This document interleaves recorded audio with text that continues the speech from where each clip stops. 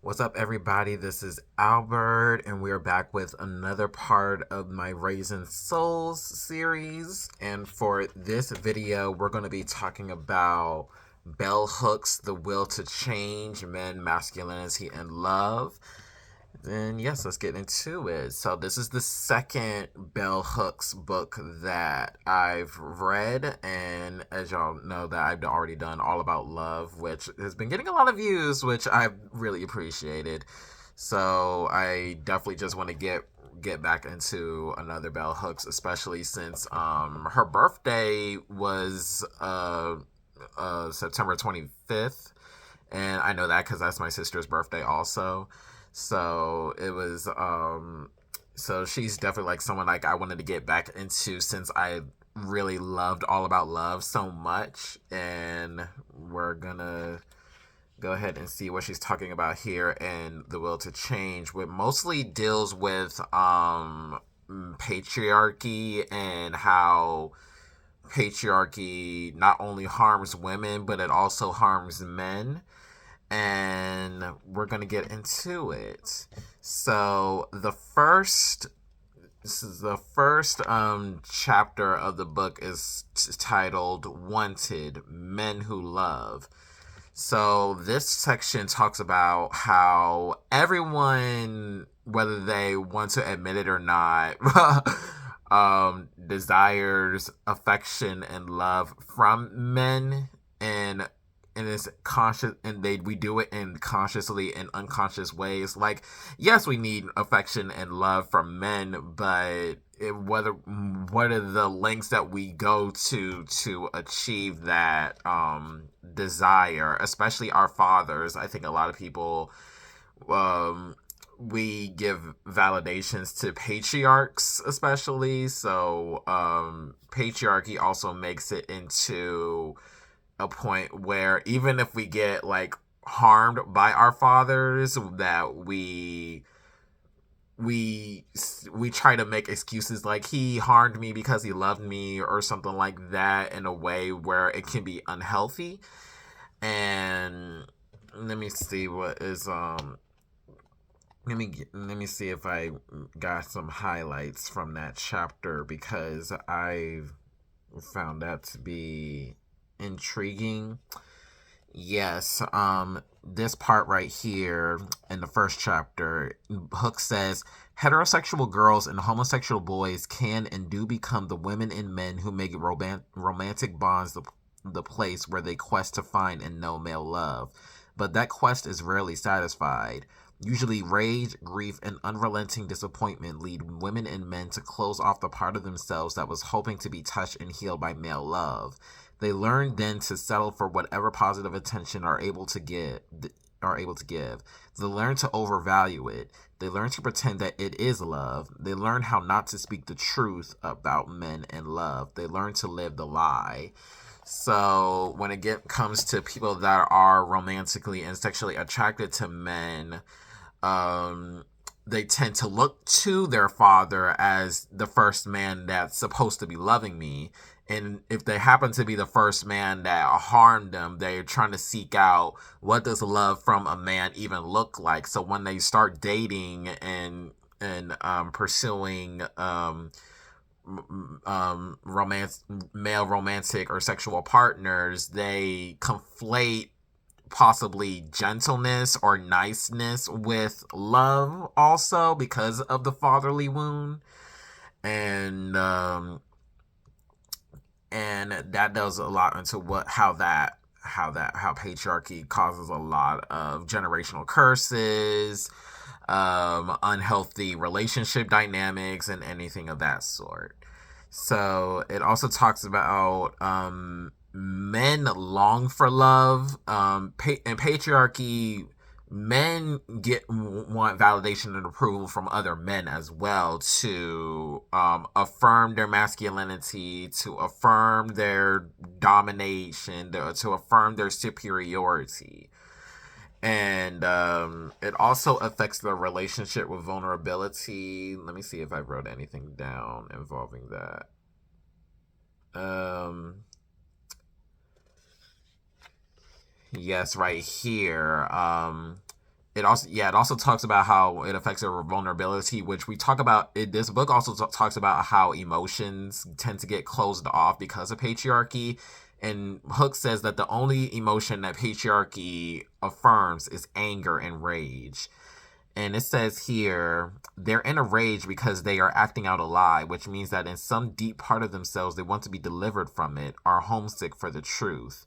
Like many males, um, she was talking about one of her ex-boyfriends. Like many males, my ex-boyfriend had not been happy in most of the relationships he had chosen.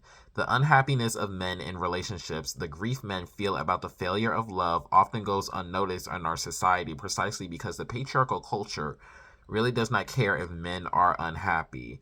Patriarchal mores teach a form of emotional stoicism to men that says they are more manly if they do not feel. But if by chance they should feel and the feelings hurt, the manly response is to stuff them down, to forget about them, to hope they go away. And anger is the best hiding place for anybody seeking to conceal pain or anguish of spirit. And she also says here, fear keeps us from being close to the men in our lives. It keeps us from love. So what she's saying here is that masculinity as being affirmed by patriarchy is this performance where they get to lose their sense of self. We're talking about particularly men. They hang out with the guys and they talk about stuff like football or something like that. But when it comes to like emotionals and traumas or something like that, that tends to be not something that spaces where men tend to not be supported. So they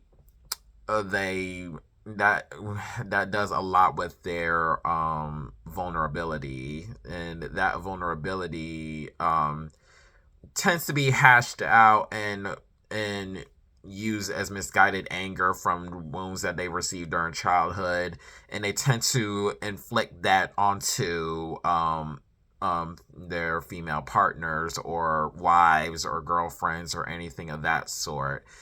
And when it comes to like relationship dynamics, that also puts women in a position where they don't feel like they can express themselves or give or critique the men in their lives so they can try to become better people.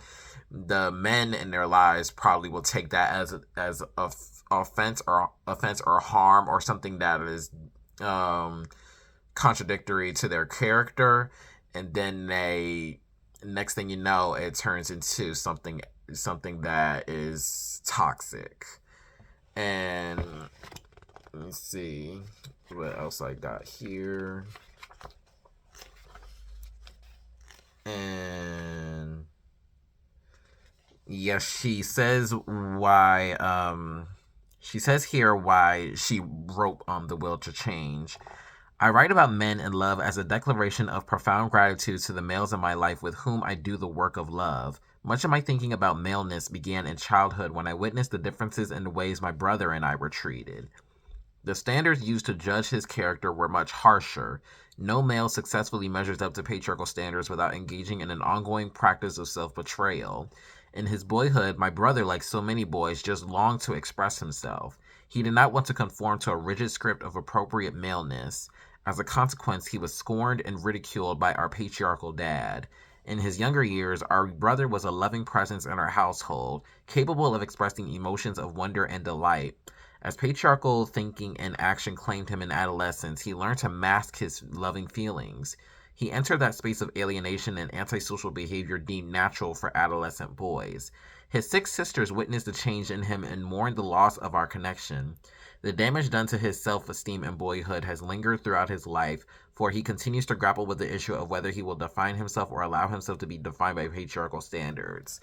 So she's talking about how patriarchy socializes boys, and how the innocence that they had as a child, patriarchy rips that away from them, where they had to be had to learn to be aggressive. They had to be assertive in problematic ways. They had this is for boys or something like that. Boys do this, girls do that, and stuff like that, where it creates this division that disconnects boys from their sisters, their mothers, their wives, their aunts, and any women in their life, which prohibits them from possibly like having female friends or something like that because of this divide. And she talked about, and she had a specific story where she was playing marbles with her brother, and she always wins that game of marbles. And I think she was like the older sister or something like that. And once her father sees that she was always winning the marbles game, she whipped her or something like that. Like she spanked her or something like that, just because she didn't let her brother win. And it's this thing where he says that you're supposed to be the superior gender. Why are you letting your sister beating you in this game of marbles? And that is something that she sees, that how harmful her dad can be to the household, and how it can affect her brother down the line. And she also talked about her mom a little bit.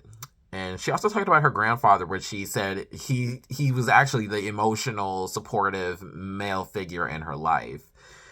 And she says here, back then, Mama did not know how lucky she was to have a loving father. Like so many females, she had been seduced by myths of romantic love to dream of a strong, domineering, take control, dashing, and daring man as a suitable mate.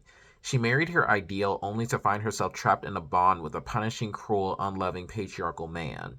She spent more than 40 years of marriage believing in the patriarchal gender roles that told her he should be the one in control and that she should be the one to submit and obey. When patriarchal men are not cruel, the women in their lives can cling to seductive myth that they are lucky to have a real man, a benevolent patriarch who provides and protects. When that real man is repeatedly cruel, when he responds to care and kindness with contempt and brutal disregard, the woman in his life begins to see him differently. She may begin to interrogate her own allegiance to patriarchal thinking. She may wake up and recognize that she is wedded to abuse, that she is not loved. That moment of awakening is a moment of heartbreak. Heartbroken women in long-time marriages or partnerships rarely leave their men. They learn to make an identity out of their suffering, their complaint, their bitterness. So she's talking about how her mom were, like, even back then, you understand how common this is, because women weren't able to get a bank account until they get married. So that's their only way of having some sort of economic stability, is when they get married. So she said her mom was one of those women where it was preached that in order to have a man, he is just someone who protects and provides. Yeah, protects the family, provides them the care that they need to, the resources they need to care a household, but not a man that actually has tried to be reciprocal or have a partnership or something. There's the superiority of the patriarch and the ways in which he takes care of the family. And that is something that shouldn't be questioned or something like that. Like, women had to really just navigate marriages without critiquing the position that men are put on when they get married. They're the ones that are the breadwinners and stuff like that. And I guess her mom was a stay-at-home mom. Like, her dad was one that's been financially supporting the family. So that puts you in a position where you don't think you can have a say in anything that's going on in the house. You're the one that does the cooking and the cleaning and taking care of the kids, and that's pretty much all women all the stay-at-home wives had to pretty much do, especially in the country, because this is taking place because Bell Hooks was raised in, I forgot where in the South she was raised. I think it was Alabama, but she was raised in the farm. So there's a way gender has been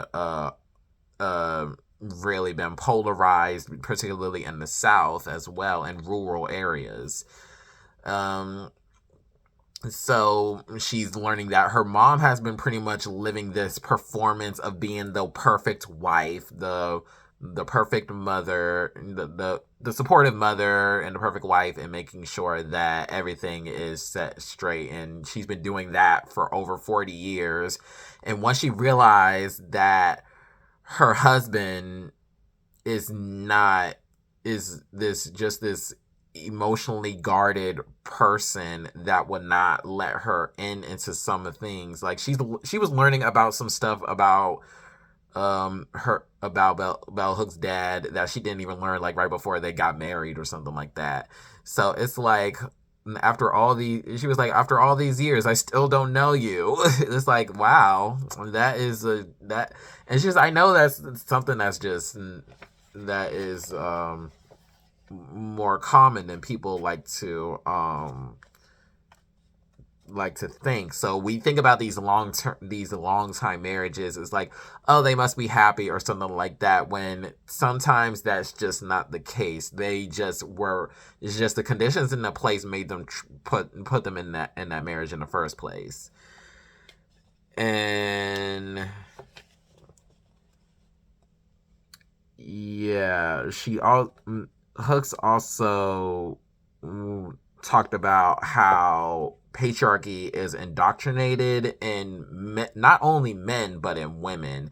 And she said her mother was pretty much a victim of the patriarchal indoctrination from family, from support systems, from the church, from society as a whole. Like, she's been told, like, this is the way that a woman should be in society, is when she pretty much takes care of everything that the husband orders her to do so. And then she also talked about, her appreciation for her mom for coming to that breakthrough. And also said in this part of the first chapter, called this something missing within. And she says here, something missing within was a self-description I heard from many men as I went around our nation talking about love. Again and again, a man would tell me about early childhood feelings of emotional exuberance, of unrepressed joy, of feeling connected to life and to other people, and then a rupture happened, a disconnect, and that feeling of being loved, of being embraced, was gone. Somehow the test of manhood, men told me, was a willingness to accept this loss, to not speak it even in private grief. Sadly, tragically, these men in great numbers were remembering a primal moment of heartbreak and heartache, the moment that they were compelled to give up their right to feel, to love, in order to take their place as patriarchal men. And she also said that that patriarchy promotes this sense of individualism and a lack of community, where if you are able to do everything on your own, you are rewarded in being the man. And trying to ask for help or something like that is seen as a sign of weakness, which that is something that definitely is been promoted in American culture. And that is it for chapter 1.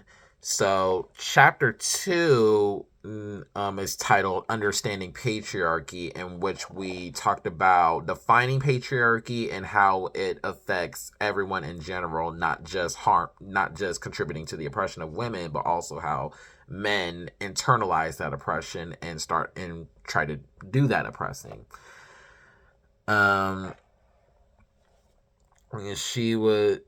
She said, people, when they hear patriarchy, especially men, they conflate it as something where, you want to talk about patriarchy, that means you hate men or something like that. And we know for certain that it's more critical than like is not that's is more simple, is not that simplistic where it's just that people hate men. It's just that men are put in positions where it's their position needs to be interrogated and challenged, not hated. That's what patriarchy is. Um, and she wants to emphasize imperialist, white supremacist, capitalist hate patriarchy because it says how patriarchy is a part of an interlocking systems of oppression, which is white supremacy, capitalism, and imperialism. So patriarchy is it's been around since before colonialism, but it's something where colonialism makes it as to white men are put on this high totem pole and they get to be doing the oppressing. You can also oppress with us, but we are the main oppressors.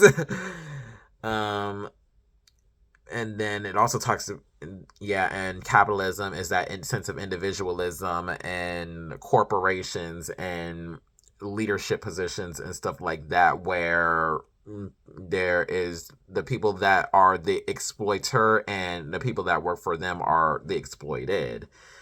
And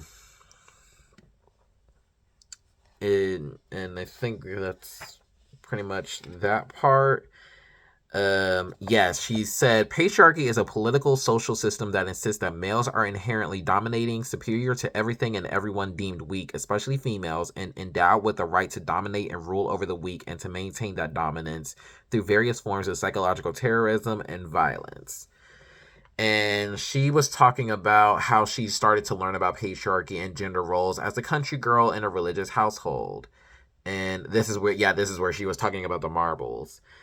She she said here, when I responded with rage at being denied a toy, I was taught as a girl in a patriarchal household that rage was not an appropriate feminine feeling, that it should not only be expressed but be eradicated. When my brother responded with rage at being denied a toy, he was taught as a boy in a patriarchal household that his ability to express rage was good, but that he had to learn the best setting to unleash his hostility. It was not good for him to use his rage to oppose the wishes of his parents, but later when he grew up, he was taught that rage was permitted and that allowing rage to provoke him to violence would help him protect home and nation. So it's that toxic masculinity and and acceptable places. So we notice how on all of these when it comes to like the news and stuff like that, when it comes to like crime and something like that, we understand that majority of crimes has been performed by men, but we don't get into the root of what led to the violence, and it's because patriarchy um endorses violence. Like, we got to get into the military industrial complex. We got to get into the prison industrial complex. These are systems that patriarchy also supports, and violence that is inflicted upon by men are generally what patriarchy leads into. Let me see if I got anything else that I want to say about this part.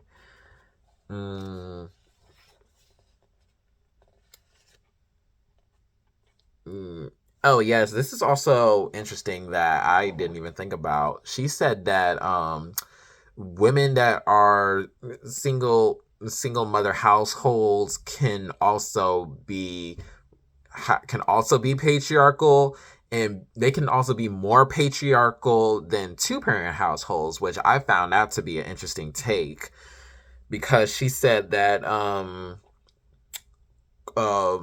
I guess it's because this idea of single mothers have to be the mother and the father, and they have to portray this idea of what their of how their boys should be performing as men.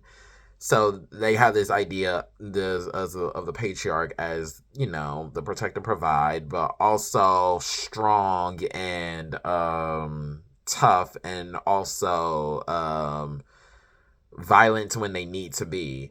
So they project this idea onto the boys in their lives, and they have to toughen up, like like what I said about how boys are socialized into patriarchy early. um Single mothers, um they know what it's being like to be socialized as a girl, but when it comes to the socialization of boys, they have to use these ideas that has been perpetrated by the media. And I think she's also insinuating the Moynihan report that has been around, what was it, the 60s or the 70s, which it tells about that report as like the suffering of the black man is contributed by single black mothers and welfare queens and everything of that sort, which is pretty much a misogynistic take on how that works, because it's putting the blame on the women. But Bell Hooks is saying that it's it, patriarchy, it gives, it's like all a lot of these messages that has been perpetrated by the media and society as a whole onto what boys should do and what boys shouldn't do. It gives an opportunity for that boy to end up becoming in problematic in a way. And I found that to be an interesting take into the situation. And let me see. Yes, this is a long sentence, that this is a long paragraph. It's like paragraphs that I'm about to read. Hook said, but the most common forms of patriarchal violence are those that take place in the home between patriarchal parents and children. The point of such violence is usually to reinforce a dominator model in which the authority figure is deemed ruler over those without power and given the right to maintain that rule through practices of subjugation, subordination, and submission. Keeping males and females from telling the truth about what happens to them in families is one way patriarchal culture is maintained. A great majority of individuals enforce an unspoken rule in the culture as a whole that demands we keep the secrets of patriarchy, thereby protecting the rule of the father. This rule of silence is upheld when the culture refuses everyone easy access even to the word patriarchy. Most children do not learn what to call this system of institutionalized gender roles, so rarely do we name it in everyday speech. This silence promotes denial, and how can we organize to challenge and change a system that cannot be named? It is no accident that feminists began to use the word patriarchy to replace the more commonly word used male chauvinism and sexism. These courageous voices wanted men and women to become more aware of the way patriarchy affects us all. In popular culture, the word itself was hardly used during the heyday of contemporary feminism. Anti male activists were no more eager than their sexist male counterparts to emphasize the system of patriarchy and the way it works.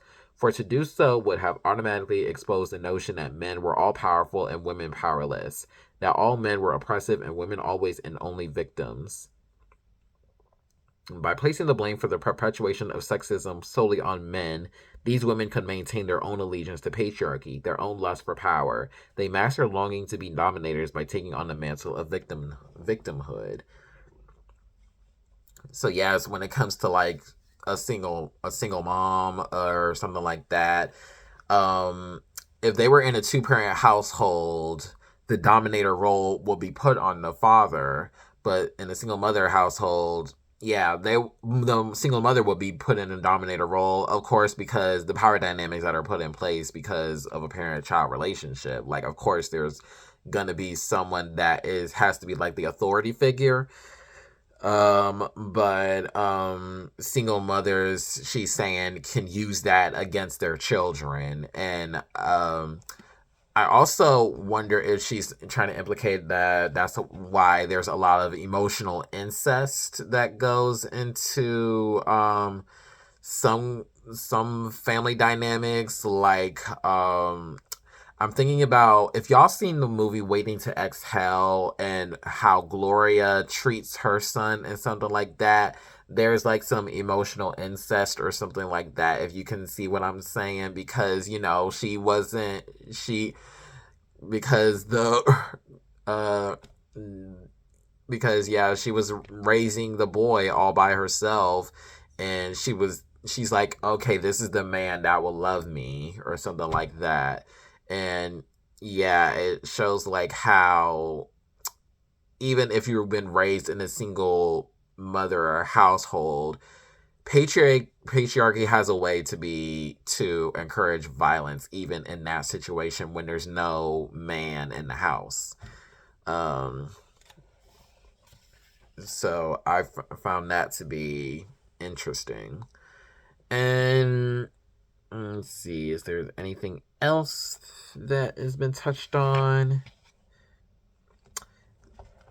Yes, Hook says here, often in my lectures, when I use the phrase imperialist, white supremacist, capitalist patriarchy to describe our nation's political system, audiences laugh. No one has ever explained why accurately naming this system is funny. The laughter is itself a weapon of patriarchal terrorism. It functions as a disclaimer, discounting the significance of what is being named. It suggests that the words themselves are problematic and not the system they described. I interpret this laughter as the audience's way of showing discomfort with being asked to ally themselves with an anti-patriarchal, disobedient critique.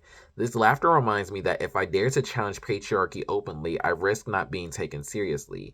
Citizens in this nation fear challenging patriarchy even as they lack over awareness that they are fearful. So deeply embedded in our collective unconscious are the rules of patriarchy. I often tell audiences that if we were to go door to door asking if we should end male violence against women, most people would give their unequivocal support. Then if you told them we can only stop male violence against women by ending male domination, by eradicating patriarchy, they would begin to hesitate to change their position. And that she was ruffling some people's feathers. Like, people aren't really wanting to dismantle patriarchy because they don't even realize how patriarchy affects their own lives and how we treat and how we enable men in certain positions. And it's like, yeah, when it comes to domestic violence, it's like, yeah, I think we should stop domestic violence. But when we get into the root, into what causes domestic violence and how we treat boys and fathers and men in their lives, we really got to challenge thinking. We have to hold people accountable. And that is something that people realize, like, oh, I have to do some work to stop domestic violence. And that is like, yes, it takes work to really introduce some interventions and keeping people from thinking the way that they do. Like, they need to really be educated about how men are socialized into this pipeline and they need to be intervened. And she also talked about patriarchal masculinity and political patriarchy. Yes, right here. She said the crisis facing men is not the crisis of masculinity, it is the crisis of patriarchal masculinity. Until we make this distinction clear, men will continue to fear that any critique of patriarchy represents a threat. Distinguishing political patriarchy, which he sees as large, which she was referencing another author. Distinguishing political patriarchy when he sees as largely committed to ending sexism, therapist Terrence Real makes clear that the patriarchy damaging us all is embedded in our psyches. Psychological patriarchy is the dynamic between those qualities deemed masculine and feminine, in which half of our human traits are exalted while the other half is devalued. Both men and women participate in this tortured value system. Psychological patriarchy is a dance of contempt, a perverse form of connection that replaces true intimacy with complex, covert layers of dominance and submission, collusion and manipulation. It is the unacknowledged paradigm of relationships that has suffused Western civilization generation after generation, deforming both sexes and destroying the passionate bond between them. And she says that pretty much that patriarchal masculinity and coincides with political patriarchy is what creates these systems that has been centuries in the making, that leads us to treat people the way we treat people, particularly men, and make them feel superior because that's what patriarchy approves. And it also affirms colonialism. And that is it for chapter 2. Chapter 3 is titled Being a Boy. And she started off with talking about how patriarchy harms boys, especially when it comes to their emotions. She says here, one of the tremendous failings of feminist theory and practice has been the lack of a concentrated study of boyhood, one that offers guidelines and strategies for alternative masculinity and ways of thinking about maleness.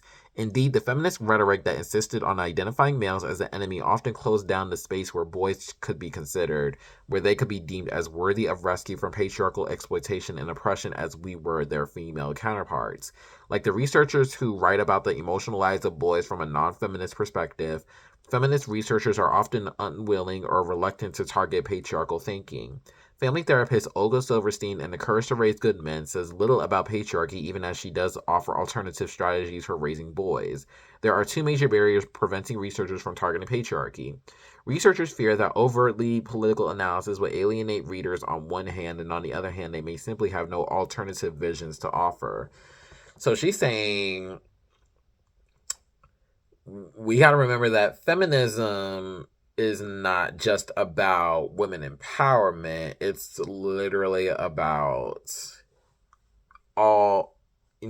liberation for all genders. So we can't be talking about making sure women are free if these boys are also going to be funneling into this pipeline of becoming the patriarch and enforce patriarchy, because that means we're not doing the work. There's going to be more boys and more boys coming around in life. So what are we going to be doing to make sure that they don't fall into the same trap that patriarchy has been putting patriarchal men? So she's saying that there needs to be an intervention for boys, that we need to look at how gender not only how the conceptualized version of gender not only harms women, but it also harms boys and makes them go into this pipeline. And she highlights that it starts at birth. Let me see if I can find the part. She talked about how conformity to patriarchy literally starts at birth. Like literally when these gender reveal parties or something like that. I see some videos of these gender reveal parties, and first of all, gender reveal parties, I think they need to go because it's like, okay, we're already getting a baby shower. Why do we need a celebration of the child's gender? And who knows, they might not even stay with that gender for the rest of their lives.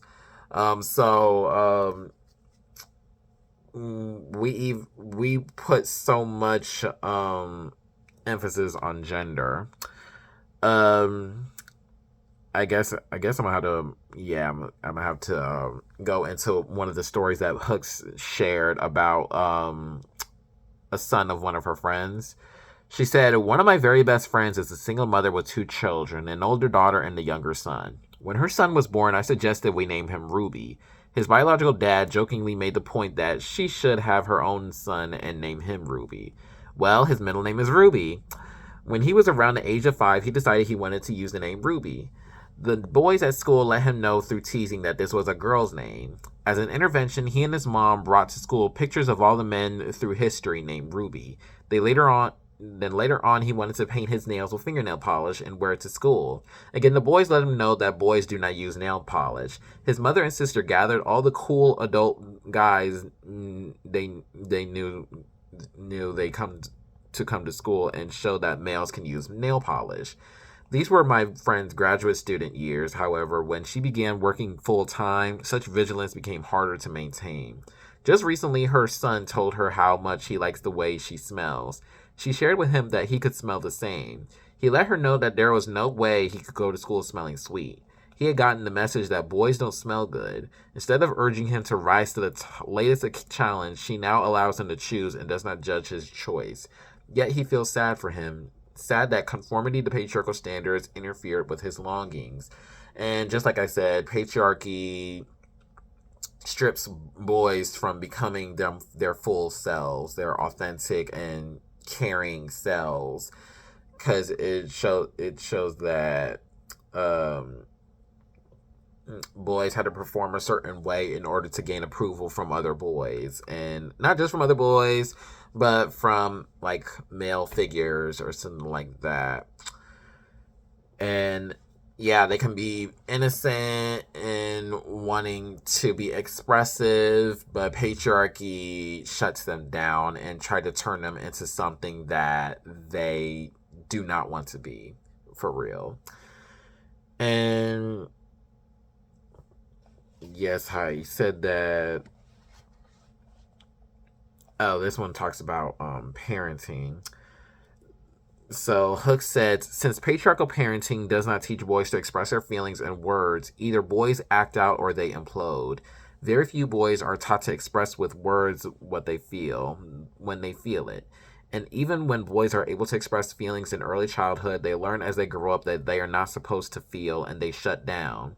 The confusion boys experience about their identity is heightened during adolescence. In many ways, the fact that today's boys often have a wider range of emotional expression in early childhood, but is forced to suppress emotional awareness later on to makes adolescence all the more stressful for boys. Tragically, were it not for the extreme violence that has erupted among teenage boys throughout our nation, the emotional life of boys would still be ignored. Although therapists tell us that mass media images of male violence and dominance teach boys that violence is alluring and satisfying, when individual boys are violent, especially when they murder randomly, pundits tend to behave as though it were a mystery why boys are so violent. Yeah, so if boys and men have better support system when it regards to their mental health or something like that, we probably would not see a lot of the violent crime that has been that has been propagandized in the media. And it also shows that parenting also needs to be looked in a way where it affirms their child and not try to shame them into something that they're not. And let me see. Yeah, it said anger is the only emotion that patriarchy approves. She says here, anger can be and usually is the hiding place for fear and pain.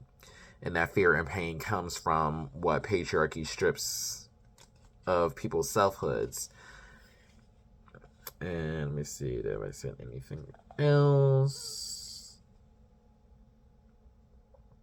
It also talked about how gay men are also socialized into patriarchy, and how a lot of how they go through in life is through anger as well. Yeah, she says here in this paragraph, no matter that information abounds that lets the public know that many gay males come from two-parent homes and can be macho and woman-hating, misguided assumptions about what makes a male gay still flourish. Everyday boys who express feelings are psychologically terrorized and in extreme cases brutally beaten by parents who fear that a man of feeling must be homosexual. Gay men share with straight men the same notions about acceptable masculinity. Luckily, there have been and are individual gay men who dare to challenge patriarchal masculinity. However, most gay men in our culture are as embracing of sexist thinking as are heterosexuals. Their patriarchal thinking leads them to construct paradigms of desirable sexual behavior that is similar to that of patriarchal straight men. Hence, many gay men are as angry as their straight counterparts. So yes, it shows that even if someone isn't may not be sexually or romantically attracted to women, they can still be misogynistic. Cause when it comes to like gay men, they it puts them it also enforces the DL culture and not and for them to not come out of the closet or some and stuff like that because that's being seen as feminine to be attracted to another man. Um and even if you are sexually and you are attracted to men, you can still perform the ways patriarchy makes straight men perform, which is to try to seek approval and validation from male peers, and gay men do the same thing. um, it's it goes to show that it really is operation that capitalism, white supremacists, and imperialism and patriarchy also goes into what we call heteronormativity, and which it's normal for a man to be where it's socially acceptable for a man to be attracted to a woman, but that would disrupt but a man attracted to another man would disrupt that system. And it goes to show that gay men it shows that even if you try to do these patriarchal ideals, patriarchy is still gonna kill you. Like at the end of the day, it's doing nothing for you. And it also talks about patriarchal fathers shaming their boys and boys seeking fatherly approval. And this is what Hooks says, that why boys tend to gravitate towards their father most of the time, especially when they're actively present fathers. Hooks says, fear of not being able to attain the right degree of manliness is often translated into rage. Frustrated in their quest for father bonding, boys often feel tremendous sorrow and depression. They can mask these feelings because they are allowed to isolate themselves, to turn away from the world and escape into music, television, video games, etc. There is no emotional outlet for the grief of the disappointed teenage boy. Being able to mourn the loss of emotional connection with his father will be a healthy way to cope with disappointment, but boys have no space to mourn. So sons don't even realize that they're mourning a version of themselves where they were very wholesome, where they are where there was really nothing wrong with expressing themselves or something like that, but patriarchy is where their emotions get invalidated and not being able to connect with their community in a genuine way. Because they have to be the manly people. They have to be the manliness. And that is definitely something that happens in like father-son relationships. And it's very damaging. It also leads to emotional neglect of boys, and then that's when they try to see if when they get into a heterosexual marriage, they can find that emotional support from their wives, and that's like the wives are the emotional. They're supposed to be the therapist or something like that. That's what they're saying. And Hook says here, emotional neglect lays the groundwork for the emotional numbing that helps boys feel better about being cut off. Eruptions of rage in boys are most often deemed normal, explained by the age-old justification for adolescent patriarchal misbehavior: boys will be boys. Patriarchy both creates the rage in boys and then contains it for later use, making it a resource to exploit later on as boys become men. As a national product, this rage can be garnered to further imperialism, hatred, and oppression of women and men globally. So she talked about how men are being forced into Vietnam or something like that. So yeah, goes into the why imperialism and patriarchy are definitely tied together, because Vietnam is where the United States sends a lot of men to kill innocent civilians as well in Vietnam. And it's like with if there's a blackness, the black analysis to it, it's like, why are we fighting for a country that's literally killing us or stuff like that, which shows how much it's been how patriarchy brainwashes people. um she also talked about how there's a lot of violence in literature, mass media, and imperialism. And she talked about the Incredible Hulk. And she kind of sees it as also kind of racist, how the Incredible Hulk is, because she said, like, okay, we got this innocent geek white man, but when he gets to feel intense rage and emotion and feeling, he turns green, which I guess you can implicate that might be racist or something like that. Like he turns into a beast or something like that.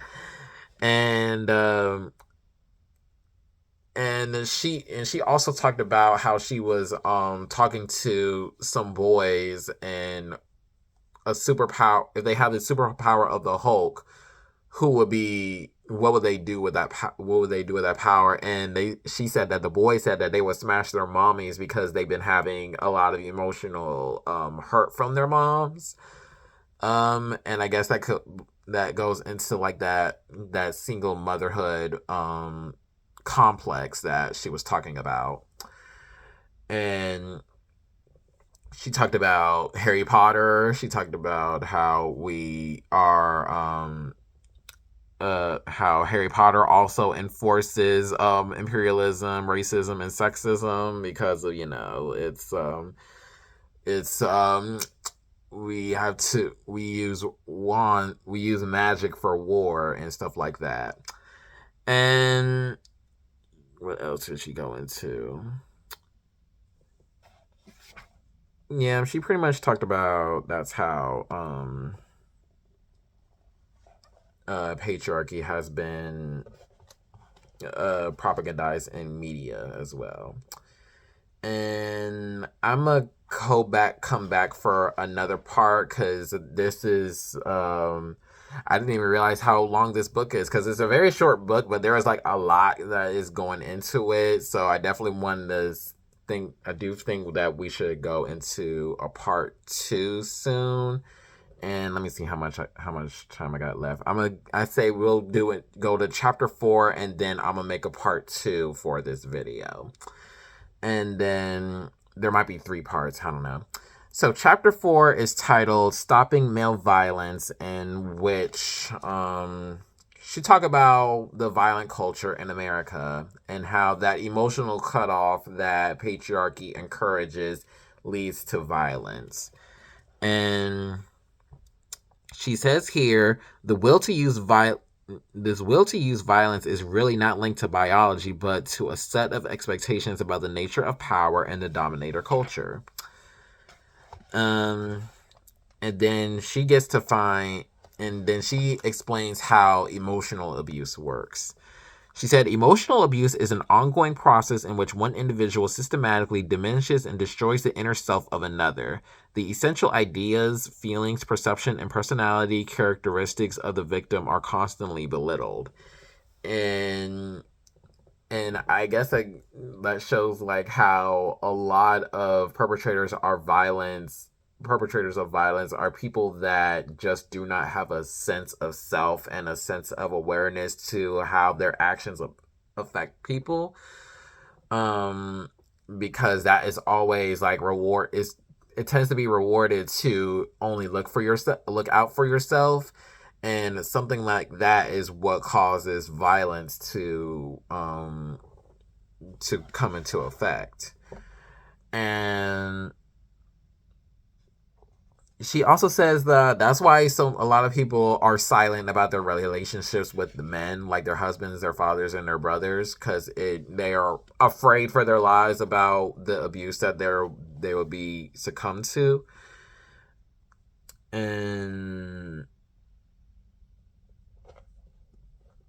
she says here, no man who does not actively choose to work to change and challenge patriarchy escapes its impact. The most passive kind, quiet man can come to violence if the disease of patriarchal thinking has been embedded in his psyche. So wherever you go,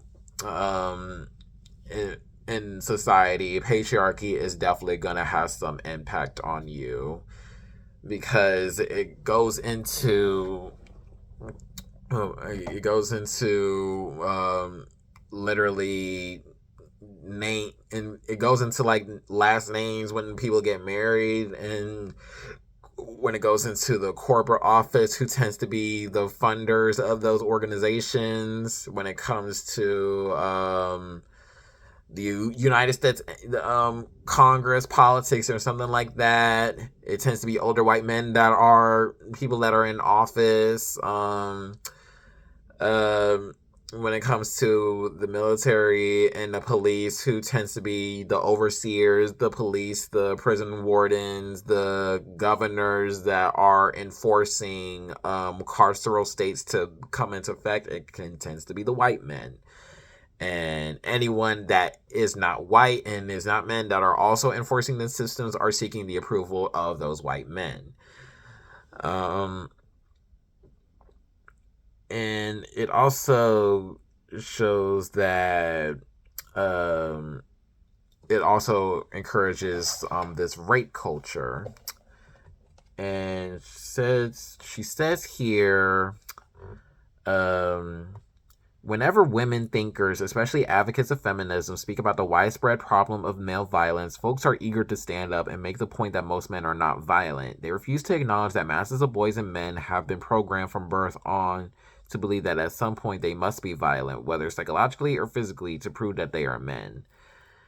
And let me see. Yes, the perpetuation of male violence through the teaching of a dominator model of relationships comes to boy children through both women and men. Patriarchy breeds maternal sadism, which is another saying like there's a resentment towards mothers. Patriarchy breeds maternal sadism in women who embrace its logic. A great many women stand by and bear witness to their sons' brutalization at the hands of their fathers, boyfriends, brothers, and so on, because they feel by doing so they show their allegiance to patriarchy. No wonder then that male rage is often most directed at women in intimate relationships.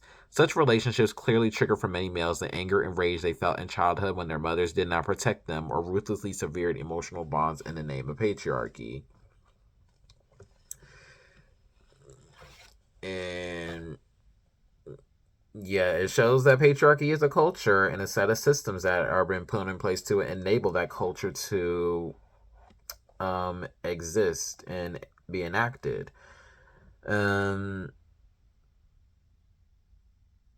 Yeah, she also says like how mommy issues, maternal sadism is also of a result of patriarchy, because those come from women that are more obedient to patriarchy, because they said like you should be the man in the house and something like that. You should know. You're a boy. I don't know. And what does this say? This also goes into it. She says here, while the rejected adolescent boy imagines that he can no longer receive his mother's love because he is not worthy, as a grown man, he may act out in ways that are unworthy and yet demand of the woman in his life that she offer him unconditional love. Like I said, it goes into their romantic relationships with that childhood trauma. This testing does not heal the wound of the past, it merely reenacts it. For ultimately, the woman will become weary of being tested and end a relationship, thus reenacting the abandonment. This drama confirms for many men that they cannot put their trust in love. They decide that it is better to put their faith in being powerful and being dominant. In Man Enough, Frank Pittman says of men that while most of us want to be loved, controllers are willing to forego love if that is what it takes to be the boss. Being the boss does not require any man to be emotionally healthy, able to give and receive love. And she also says here the fact that men often mix being caring and being violent has made it hard for everyone in our culture to face the extent to which male violence stands in the way of males giving and receiving love. And she talked about this in All About Love and how people say that their parents love them, but what they really mean is that their parents were able to care for them. They were able to provide the material and financial support, but that emotional and mental support, if it's lacking and stuff, if there's lacking, that isn't necessarily love. It's just they were able to care for you, and they were able to weaponize that care and to justify that the abuse that they inflict upon you. And you have to look at that as like, okay, when we see like domestic violence, people understand that a woman um that has been violated by their, like, let's say a husband or something like, or a boyfriend or a father, they can understand when they're being abused, especially when it's like financial abuse and stuff like that. But when it comes to a parent and a child relationship, they were like, that's not abuse. They were just teaching you that you should survive, how you should survive, when that's not love. That's just, you're just telling them what they should be doing when they are being abused, and they shouldn't have been abused in the first place. And and yes, it also shows that how that contributes to enabled an acceptance of abuse in intimate relationships. Yes, she says here, collective female acceptance of male violence in love relationships, even if the appearance of acceptance masks rage, fear, or outright terror, makes it difficult to challenge and change male violence. And if that doesn't get intervened, we're going to continue living the cycle of patriarchy. And she also said like how that leads to the glorification of war, especially in our mass media. Some examples she said she gave is Saving Private Ryan, Independence Day, Men in Black, Black Hawk Day, Pearl Harbor. Yeah, that's all movies that are military related. And she also says here, male violence in general has intensified not because feminist gains offer women greater freedom, but rather because men who endorse patriarchy discovered along the way that the patriarchal promise of power and dominion is not easy to fulfill. And in those rare cases where it is fulfilled, men find themselves emotionally bereft. The patriarchal manhood that was supposed to satisfy does not, and by the time this awareness emerges, most patriarchal men are isolated and alienated. They cannot go back and reclaim a past happiness or joy, nor can they go forward. To go forward, they would need to repudiate their patriarchal thinking that their identity has been based on. Rage is the easy way back to a realm of feeling. It can serve as the perfect cover, masking feelings of fear and failure. And that it tells you how patriarchy is like a prison. So going into the prison industrial complex, gender in itself is a prison in itself. Like if you don't go by the gender roles, if you don't sexually perform like how the gender roles are trying to put you, if you don't emotionally and mentally think outside of how gender is, you're seen as the deviant and you're criminalized. And that goes to show how patriarchy doesn't damage to so many people, especially men. And that is it for part 1. I'm going to make another video for part 2, and I might have to make a part 3 based off how much material I have to get through. And yes, stay tuned for part 2 coming soon right after this. Okay. See you soon.